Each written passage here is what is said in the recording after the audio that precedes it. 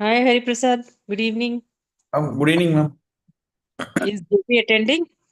Yeah, ma'am. Gopi sir will be attending, ma'am. All right.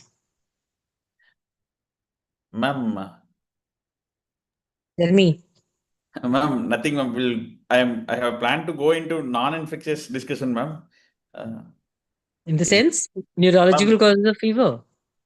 ma'am, yes, ma'am. Neurological. We will be discussing about everything, ma'am. Infectious plus non-infectious, and the conclusion will be around. Conclusion will be like more towards central fever, ma'am. Yeah, yeah. That's how Okay, it ma'am. has to be. Good. Okay, ma'am. Okay, ma'am. Okay. Thank you.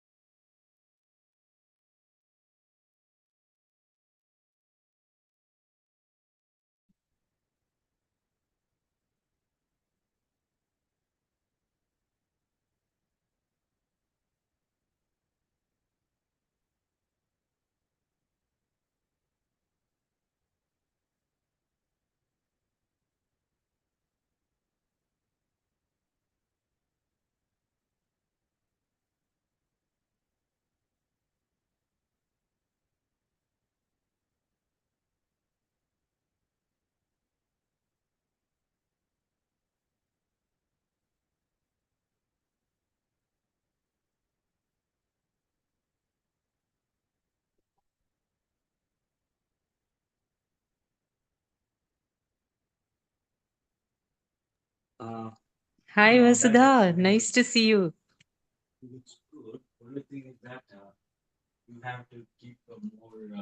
Shalini, I You're just signed in to see what class is it.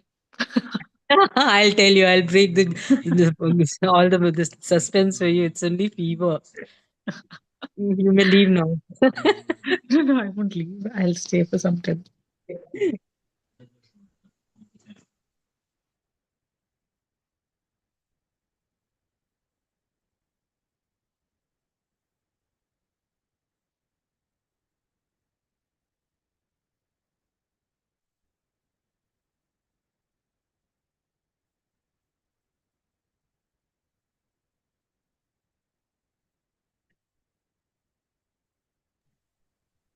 Lenin, which month did you join the course? January. So you should be up for exam in Feb. How is the, how is the preparation going?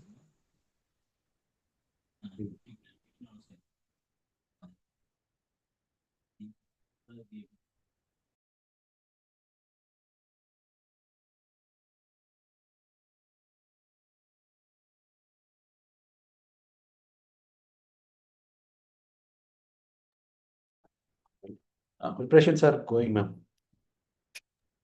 Going means which direction, up or down?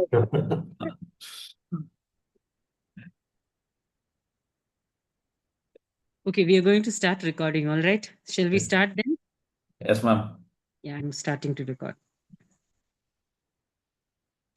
Good evening, everybody. We today evening's topic is going to be fever in neurocritical care.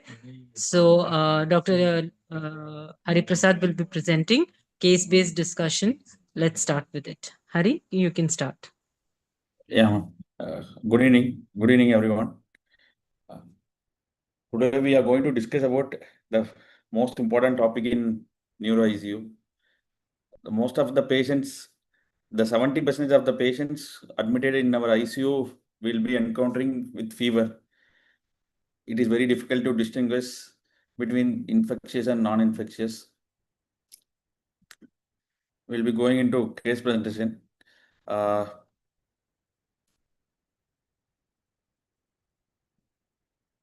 34 years old gentleman presented to our hospital with alleged history of road traffic accident on 22nd November 2025 around 9 p.m. near Coimbatore. Sustained injury to head, had LOZ, no history of vomiting or witness seizures, and ENT bleed. He was initially taken to our satellite center. TB நினைக்கிறேன்.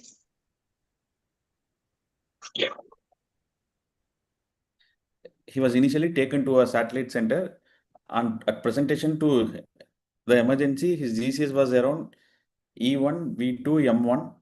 Bilateral pupils were not reacting to light, and the blood pressures were 90 by 60 millimeters of mercury. E first, which was done, it was negative, and he was intubated and ventilated in view of low GCS, and whole body CT was done in in that satellite center, which showed right FTP subdural hematoma with a midline shift of 6 millimeters, and was referred to our main center. On arrival to EMR, he was protected with 7.5 size subglottic tube, which was fixed at 21 centimeters, and controlled ventilation with minimal FiO2 targeting saturation more than 96, and vitals were stable. Heart rate was 87 and blood pressures were okay. There was no significant past history in the past. He was occasionally alcoholic. And the CT brain, which was done in the outside hospital, was showing right FTP subdural hematoma with the midline shift and mass effect. And he was immediately taken up for neuroprotective measures were adopted in emergency with head and elevation to 20 degrees and neutral head position with sedation with fentanyl and muscle relaxant was started. And the basic blood parameters includes coagulation parameters and blood grouping and cross matching was done. The diagnosis was road traffic accident with isolated severe traumatic brain injury with acute right FTP SDH with midline shift and mass effect. He was immediately taken up for decompressive craniectomy and subdural hematoma evacuation. Introp findings are dura was bulging, tense with bluish discoloration, and STH was evacuated. Post procedure, the brain was lax and pulsatile at the end. Post-operatively, patient was shifted to ICU. On arrival, patient was under sedation relaxant. Pupils were right side 2 mm not reacting, and left side was 4 mm not reacting. He was hypothermic. The temperature to prevent hypothermia preventive measures were adopted, and he was blood pressures were 100 by 60 with 0.2 mics of noradrenaline per kg per minute. Uncontrolled ventilation. Post-operatively, brain parenchyma was lax, and follow-up CT was done following morning, 6 hours later. Antiedema measures were continued with hypotonic saline, and neuromonitoring was done in our ICU with hourly assessment of pupils, and ONSD measurement were hourly followed for first 6 hours, then on each shift basis. ICP was monitored with frequent clinical examinations and followed by CT scans aided with by ONSD. Blood pressure was maintained throughout ICU stay with target maintaining adequate cerebral perfusion pressure. In view of satisfactory status, after 24 hours, his GCS was assessed, which was E2, VT, and M4 response. Pupils were bilateral 2 SR, sluggishly reacting, and ONSD was also satisfactory. Neuroprotective measures were continued. This was the post-operative CT, which was done next day morning, which shows the complete evacuation of STH, and midline shift was also been significantly reduced, and mass effect was there, but subdural hygroma collection was there with pneumocephalus minimal. Fluid maintenance was given with NS for maintenance with aim to maintain euvolemia during the stay in ICU. There were no episodes of hypotension during the ICU stay. Initial noradrenaline was weaned off in 3 to 4 hours. Enteral nutrition was initiated on POD1 and target nutrition was achieved on day 5 of ICU admission with the following goals of 25 kilocalories per kg and protein of 1.8 grams per kg. The glycemic controls were the target sugars were incidentally his HbA1c was found to be around 11 and he was requiring insulin for maintenance and sugars were maintained between 180 to 140 to 180 milligram per deciliter. And initially on day 1 injection levetiracetam 500 mg IV 1230 was started for seizure prophylaxis. He did not have any seizure during the stay, hence was discontinued on POD 8. Conventional lung protective ventilation was carried out with tidal volume of 6 ml per kg and PEEP of 5 and EtCO2 of targeting around 30 to 35. On day 3, patient developed fever around 1 or 2 and antipyretics were started. After thorough clinical examination from head to toe, the central lines were also less than 48 hours. So the basic evaluation was done with TCDC, CRP, urine complete was sent. And total counts were found to be around 11,300 and CRP was around 65. Urine complete came to be normal. On day 4, to facilitate weaning, percutaneous tracheostomy was done, which was uneventful.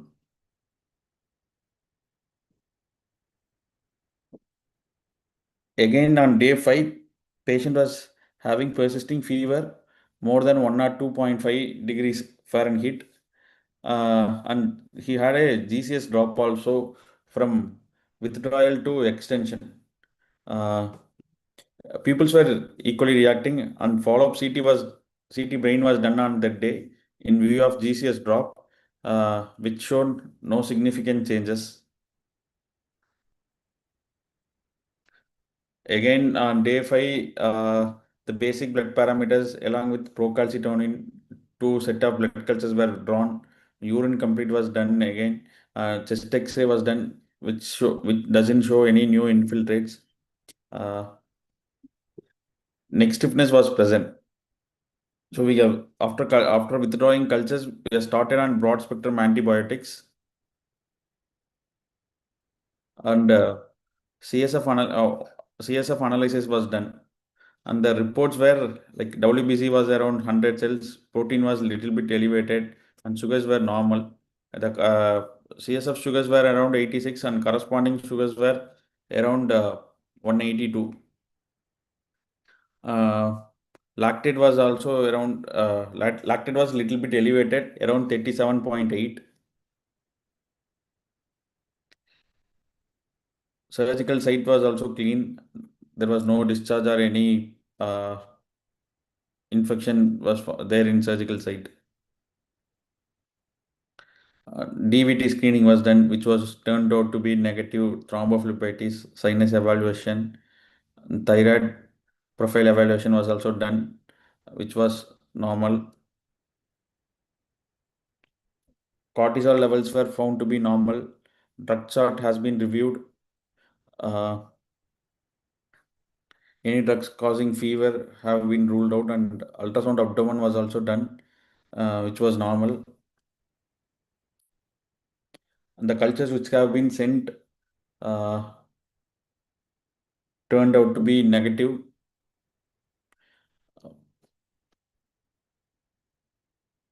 The reason for infectious and non-infectious causes have been ruled out. So the probability of central fever can be considered. Hold on here, Hari. Okay, So, ma'am.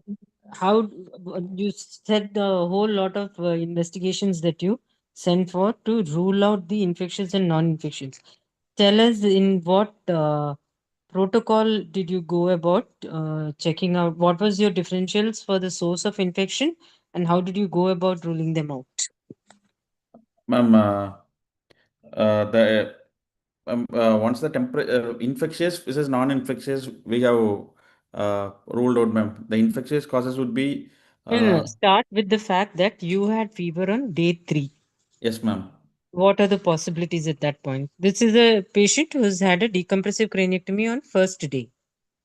Yeah, ma'am. First day he was done on decompressive craniectomy, and day three he was developed a fever. So within Uh, 48 hours of post-operative period, Post-operative. Yes, developed ma'am. fever. So how do you go about? Uh, Ma'am, most probably we'll be starting with hospital acute meningitis, nosocomial meningitis, and aspiration pneumonia, and central venous line is most uh, not very much common, ma'am, because the Said line was. once again, you said aspiration pneumonia in a patient who is ventilated.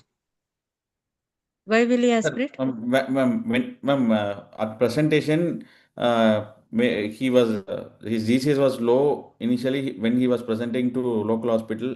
At that time, when the whole body CT was done, in that there was a minimal aspiration changes was there, ma'am, in lung. Okay, that's why you're saying it might be a fever which is manifesting 48 hours later. Yes, ma'am. Okay, where was this CT finding was on which side? Right side, ma'am.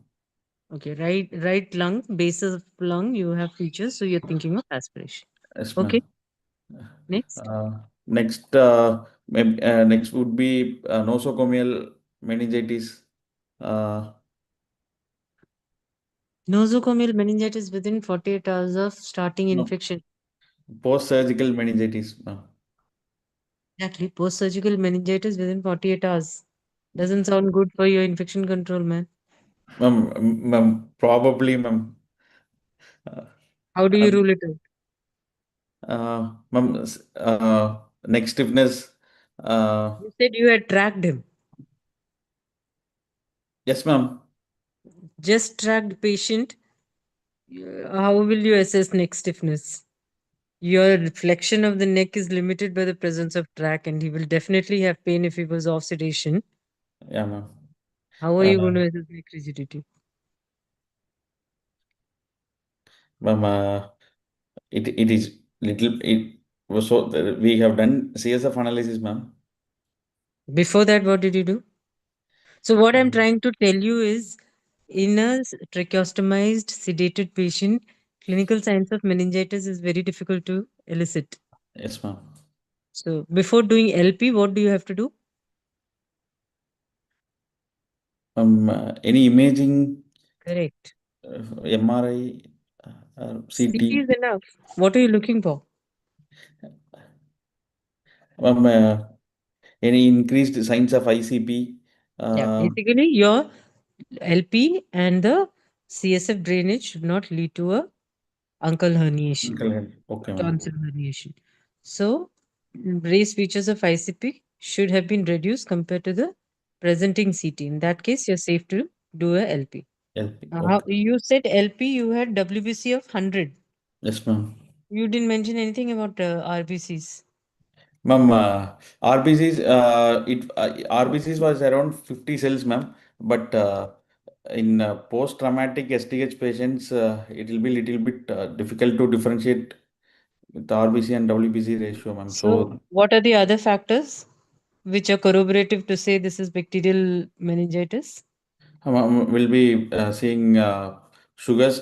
Sugars will be low uh, Hmm. compared to corresponding blood sugars, and Hmm. procalcitonin we can see, ma'am, and lactate. Yeah, most sensitive now is considered to be lactate. What are the Lactate.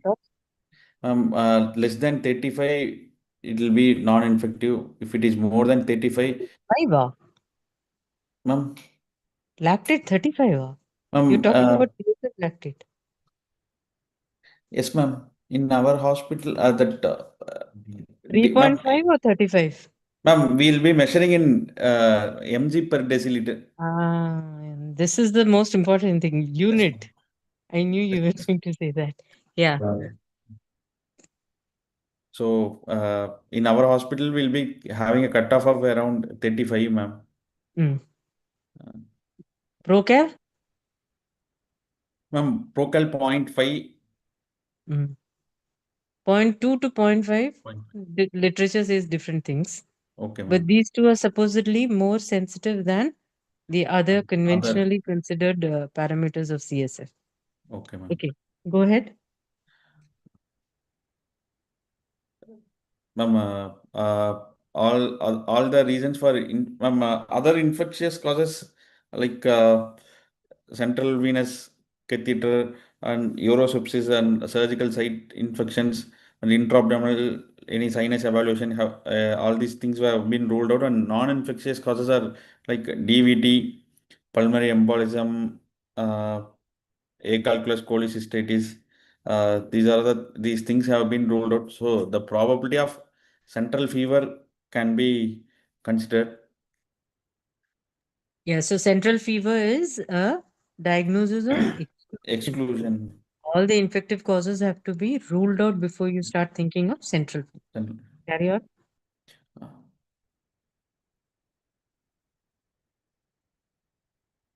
uh,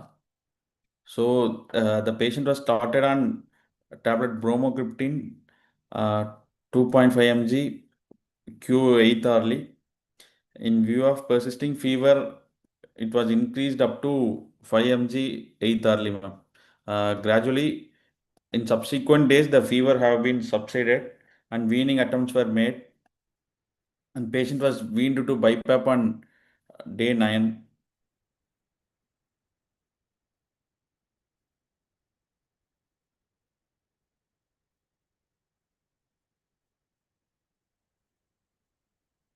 And passive mobilization with limb physiotherapy was initiated on early days and continued throughout the stay. And patient was shifted to step down ICU by day 13. At present, patient was in step down ICU with a GCS of E3 VTM5, moving all fold, no deficits, was on BiPAP support with BiPAP of 12/6 support. Why didn't you consider VAP as the cause? You Ma'am, already had a patch. yes, ma'am, we have seen X-ray, ma'am, in that there is no new infiltrate, ma'am, and secretions were also uh, not that much purulent, uh, and there was no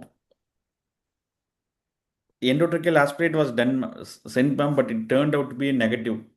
Uh, Two things. One more clinical factor which would you consider to rule out VAP? You talked about X-ray, you talked about color of sputum. One more. uh, Did your oxygen PF, requirement go up? ma'am, PF ratio and FiO2 requirement and hypoxia is not there, ma'am. And PF then ratio was, you said you send the endotracheal aspirate. yes, ma'am. What type of culture do you do? Ma'am, ma'am, we'll be Quantitative sending, or semi-quantitative? ma'am, semi-quantitative, ma'am. So how much organisms were there? No organism, ma'am. So your culture showed no growth. Yes, ma'am. Smear? Ma'am, no growth, ma'am. Smear also showed no growth. Yes, ma'am. Usually your smear comes and that gives you a very brief idea about what type of organism you are going to deal with. That gives you around 24-48 hours of time to start an appropriate Yes, ma'am. empirical antibiotic, followed up with culture when you can upgrade or de-escalate. Yes, So ma'am. your smear was negative and your culture was also negative. Yes, ma'am. Your take on tracheostomy to reduce VAP, you did an early tracheostomy. Yes, ma'am. On day 4, So you said it was, what was your aim of tracheostomy? ma'am, to facilitate weaning, ma'am. Yeah, why not about reducing VAP? Yes, ma'am. That is also, ma'am, No. more or less VAP will be same in tracheostomized or Correct. early tracheostomy versus late tracheostomy. There is no difference of VAP, ma'am. What type of suctioning do you use? Ma'am, open section, subglotting, ma'am. Is there any value in going for closed circuit suctioning? No, ma'am. Why is it advocated? Uh, The advantage of closed system is not to reduce infection. In fact, it is to reduce the aerosolization during the suctioning. okay, ma'am. For the patient, there is no benefit, no reduction in VAP rate. But for the neighboring patient, the spread of infection, aerosolization is less. And to yourself also. Understood? Yeah, That is the reason why it is advocated. What are the other VAP bundle? ma'am. Head and elevation, Mhm. uh, then uh, chlorhexidine mouthwash Mm. uh, every eighth hourly, uh, and frequent suctioning, ma'am. Okay. And one more thing is frequent sedation hold. Yes, yes, ma'am. And see if you can And wean from the ulcer prophylaxis, ma'am. and you can wean from the ventilator or not. Ventilator, daily weaning attempts. Then you dealt with UTI. Now, how do you deal with UTI? Very common. What is the incidence of the various infections in neuro ICU? Which is the topmost? Ma'am, Nosocomial? VAP, ma'am. No, it is UTI. Okay, okay, You'll ma'am. be UTI the most in neuro ICU, followed by VAP. So, how do you take care of UTI? How can you reduce? You have two things. One is you have to reduce the UTI, and second, you do not have to overdo antibiotic treatment for UTI. So, how will you take care of these two in neuro ICU? Ma'am, frequent handling should be avoided, ma'am. Mhm. Uh,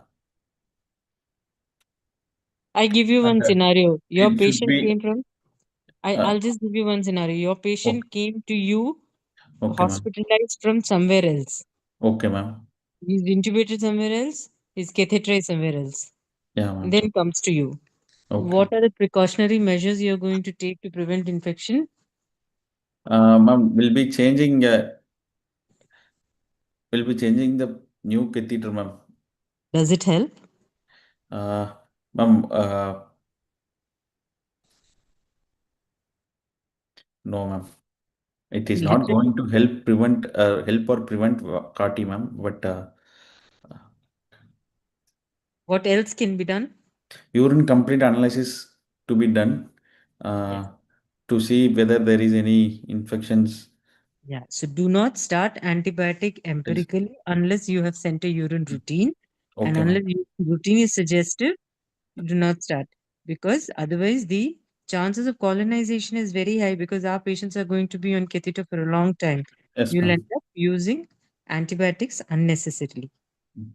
Other things are ambulate the patient as soon as possible Yes, and see yes, if you ma'am. can get rid of the catheter. Yes, ma'am. What about central lines?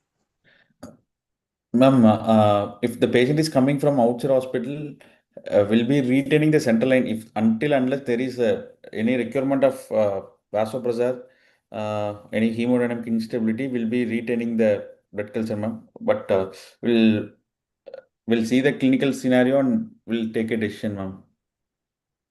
Okay. What lines do you prefer in order of preference? Which are the Um, site of lines? Subclavian is first preferred one, ma'am.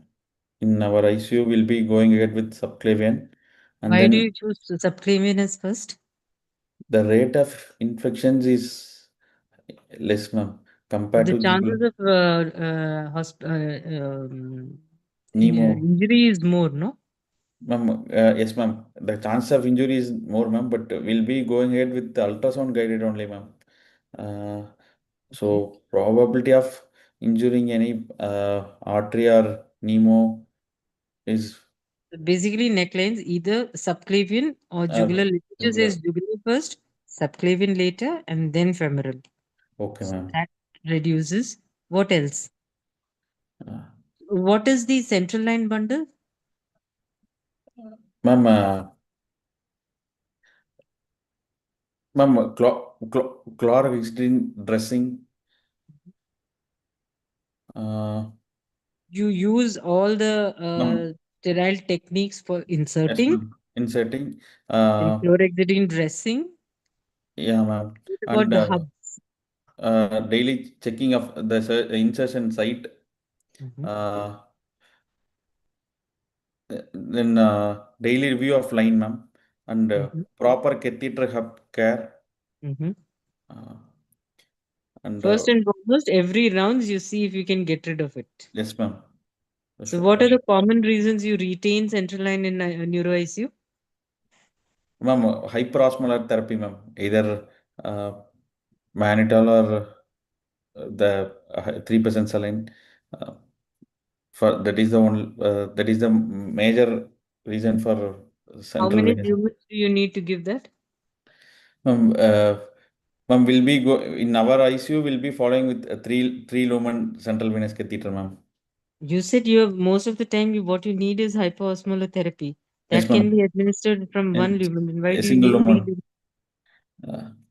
Uh, okay, ma'am. Do you know of any other this type of central line with one lumen which can be kept for longer time with lesser infection? PIC line periphery Correct. inserted. So most of the indications for which we keep central line can be met with PIC. Okay, ma'am. So that gives you a very safer alternative as compared to other centrally inserted cannulae. Okay, ma'am. Um, yeah. Then one you said took an example of TBI. So one cohort of patients we haven't discussed at all is post-op patients. So post-op patients, post-neurosurgery patients may have high spiking fever from day one. How do you know this is not an inflammation and this is infective? How will you differentiate? Ma'am, relative bradycardia will be there in non-infectious patients, ma'am. Why? And, DVT ma'am? will cause bradycardia. No, no, ma'am. Sorry, ma'am. I got confused, ma'am. Uh, okay, ma'am.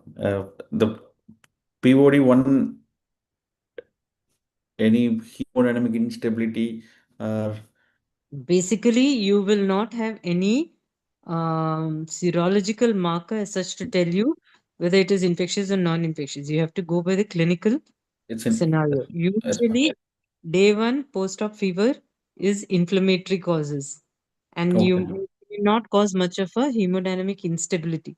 So you may Okay, not need to kickstart any antibiotic for that.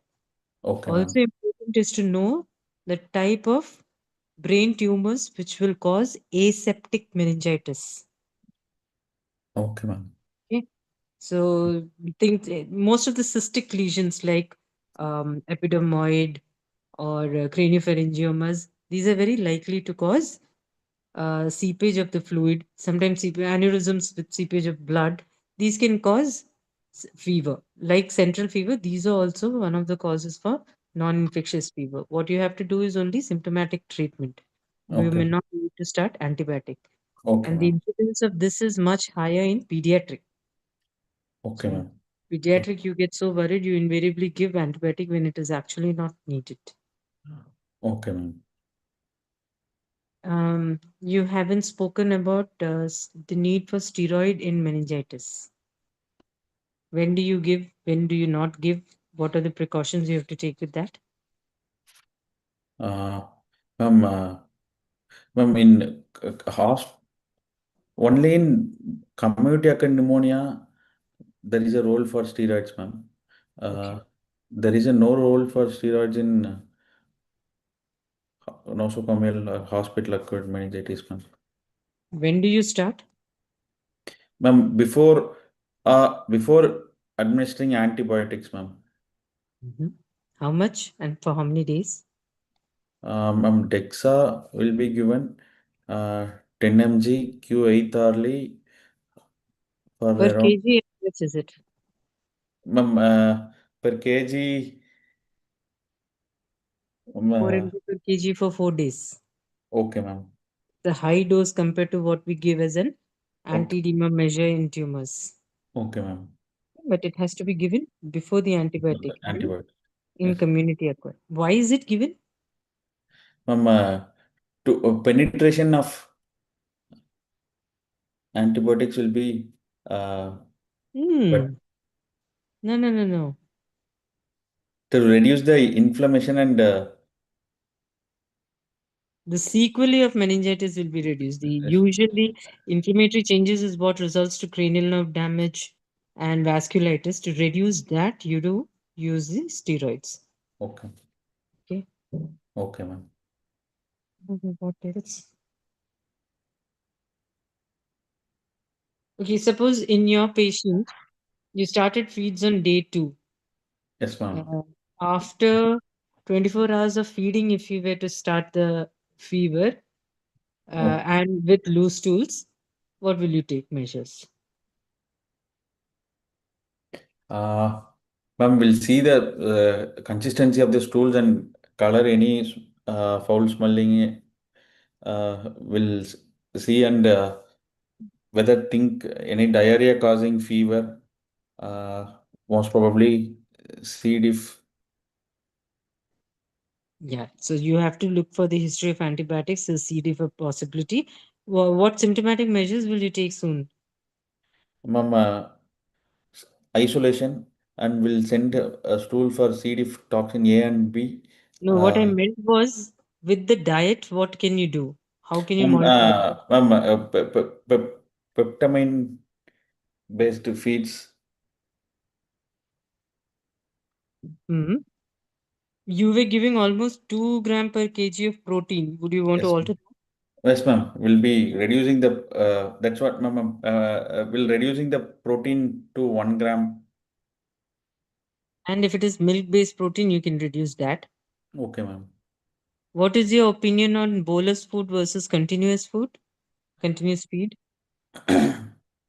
Ma'am, more or less, the feed intolerance was less in compared to bolus versus infusion, ma'am.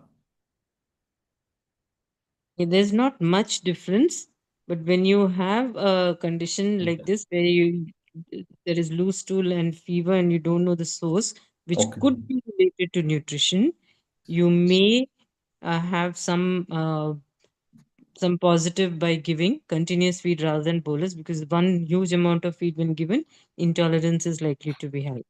yes, ma'am. Yeah, that's it. DVT you already spoke, no? Yes, ma'am. What about your patient was how old? I'm 35 years old, ma'am. Suppose he was a 20-year-old Okay, ma'am. and he had diffuse axonal injury Okay, ma'am. and had spiking fever from day 5 onwards. Okay, ma'am. Posturing and tachycardia, tachypnea. Okay, ma'am. What would your probable diagnosis be? How will you manage? I'm m- most probably in young age compared with the diffuse axonal injury, most probably it may be parasympathetic hyperactivity. Uh, According to the clinical things, it may be parasympathetic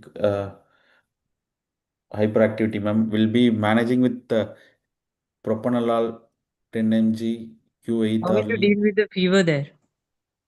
Ma'am, bromocriptine and propanolol also, in some patients, propanolol also will help in reducing fever, ma'am. Mhm. Some, What are the other things for other than bromocriptine you can use for central fever? ma'am, propanolol and the baclofen can be used, ma'am. Baclofen will be more useful for the Uh, spasms or the yes, ma'am. posturing. For Posturing. central fever, you could Then use naproxen emityl, as well. and yes, ma'am, naproxen will be using, ma'am. Yeah. Um, have you dealt with medullary tumors? Ma'am, yeah, ma'am. Few cases. So In medullary tumors, you may have uh, eye spiking fevers with very high hyperventilation Yes, and ma'am. rising lactate. Okay, ma'am. That is another cause of Okay, central fever okay, and ma'am. central hyperventilation. The Oh, hyperventilation is not proportion to the uh, fever. okay, So ma'am. you will have CO2s of 16, 15 with pH of 7.67 Yes, and ma'am. all. Yes, ma'am. So Will the be. hyperventilation is not because of the fever, but from the medulla. Yes, ma'am. And the tumor per se will release substances which Okay. cause Uh, uh, anaerobic metabolism and cause lactates to rise. okay, ma'am. There, controlling the fever alone may not settle. Yes, ma'am. Will be using morphine or any Yeah, opioids. yeah. Uh, Um, I think, one last thing. Now, since we're talking about fever, if you had ACBs as your causative agent in the CSF, how are you going to treat? ma'am, ma'am, I didn't get you, ma'am. Acinetobacter, sorry. Yeah, ma'am. Ma'am, we'll be treating with intrathecal colistin uh, plus IV colistin, ma'am. If needed, we'll add a TG cycline with colistin, ma'am, intrathecally, What depending are upon the. the agents that can be given intrathecally? Ma'am, we have given intrathecal colistin plus TG cycline we have given, ma'am. In one patient, we have given, ma'am, in one. Open to the forum. Can anyone answer what all drugs can be given intrathecally? I mean, antibiotic wise. Colistin is one. What else? Okay, Harry, what is the problem with giving colistin intrathecally? What are the harm? Chemical meningitis can Mm-hmm. be seen, ma'am. Then Uh, it can cause neuritis. okay, ma'am. You will not know is it the complication of colistin or is it the drug not acting and neurologically he's worsening. You may not have any clue about that. Yeah, How ma'am. about polymyxin? Ma'am, Polymyxin can also be given, yes, and ma'am. age-old Genta can also be given Ma'am, intrathecally. for one patient, we have given Genta, ma'am. Yeah, gentamicin can. That is what started first. Colistin is much more recent drugs.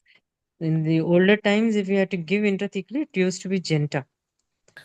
Um, so suppose you started intrathecal and Okay, you ma'am. want to know whether the patient has improved or not. Someone with meningitis will be obtunded, say a GCS of 9 by 15. For GCS to improve and for him to recover and you to realize that your treatment is working will take long time. So in the meantime, how do you know whether your treatment is working or not? Ma'am, will will do CSF analysis. Uh, After 7 days, we'll be doing a repeat You CSF have to analysis. wait till 7 days. Ma'am, by third day, we'll be doing, ma'am. Yes. So CSF clearance will start occurring as soon as Yes, 3 days. yes, And ma'am. if in 3 days' time you are not seeing any improvement or rather worsening, then probably your choice of antibiotic is not correct. Or maybe you are dealing with some other organism other than bacteria also. Yes, The ma'am. other thing is, suppose you diagnose meningitis with your lumbar puncture and CSF from lumbar area. Now you have Okay, put an EVD okay, and ma'am. you're taking the CSF sample of the ventricles. Okay, Will ma'am. both the parameters be the same? Yes, ma'am. No. Can anyone answer me this, please? We've discussed it last time also. I think Adira is in the group. Adira, you may speak up.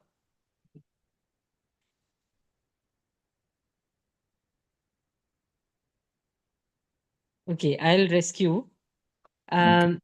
So the when as you poke for CSF sample, Okay. gravitationally lower, the Okay, ma'am. CSF, the WBCs tend to settle down.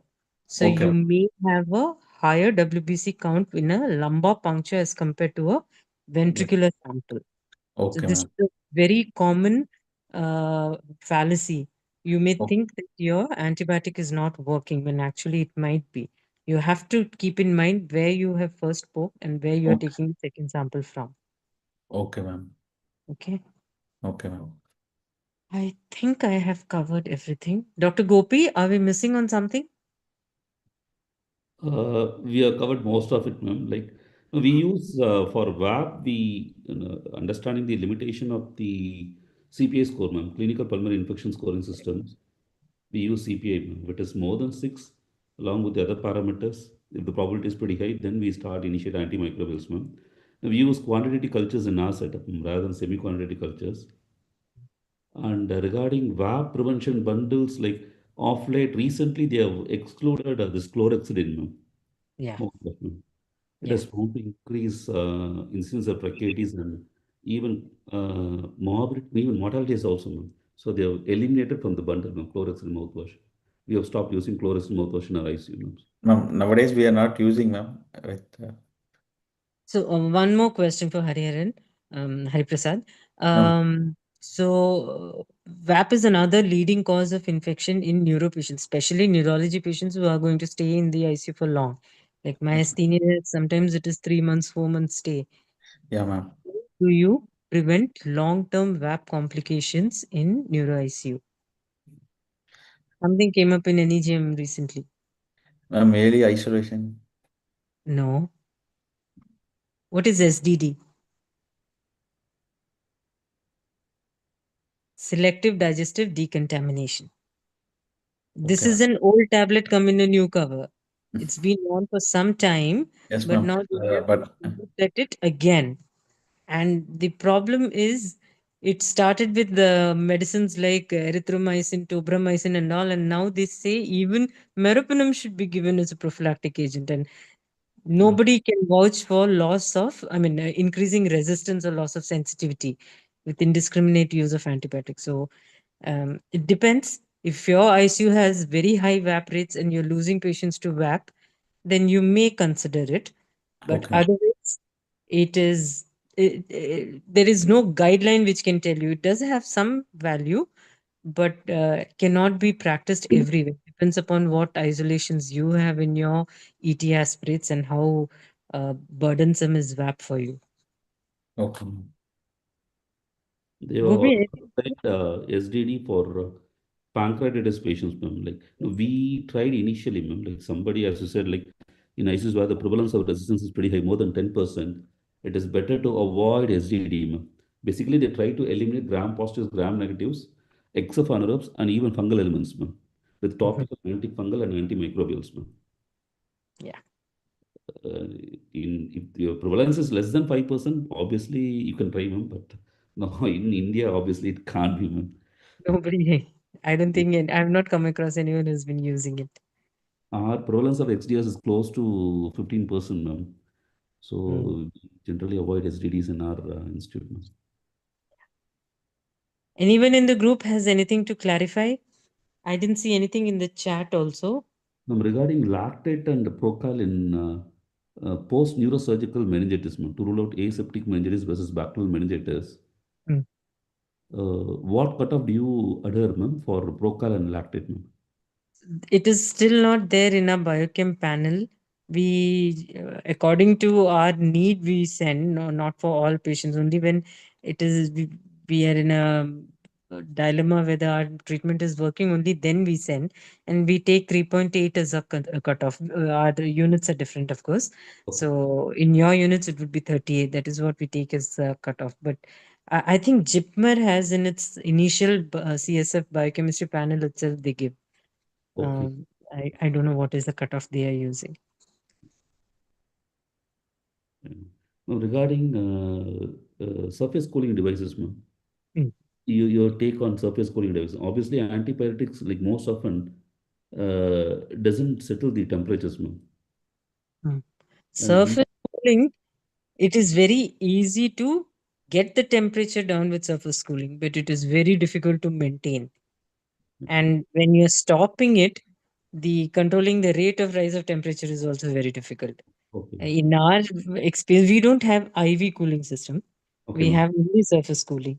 So inadvertently, when you stop, the rise in temperature is too high. That is more catastrophic than uh, pure hypothermia. So we seldom use. Okay, But in Western world, when you use IV cooling measures, it is wonderful. okay, But then outcome measures have not improved. As of now, in the guidelines, it stands as a very low evidence. If you want, you can practice. Like in spinal cord injury about the steroids, if you have good experience then, and you've had good results, you may. But no one can sue you for not doing it. okay. And most of them, we have seen patients do develop VAP, particularly when being subjected to hypothermia TTMs Mhm. for post-cardiac arrest patients, ma'am. Like invariably on day 3 of TTM, post-TTM, ma'am, like these patients do develop VAP, ma'am, but they do recover. Mm. Anybody in the group wants to clarify anything? See, the exam goers, hardly any time left. These topics, I'm sure you're not going to touch again. And in the long cases, this will be asked. So if there's anything bugging your mind, please ask.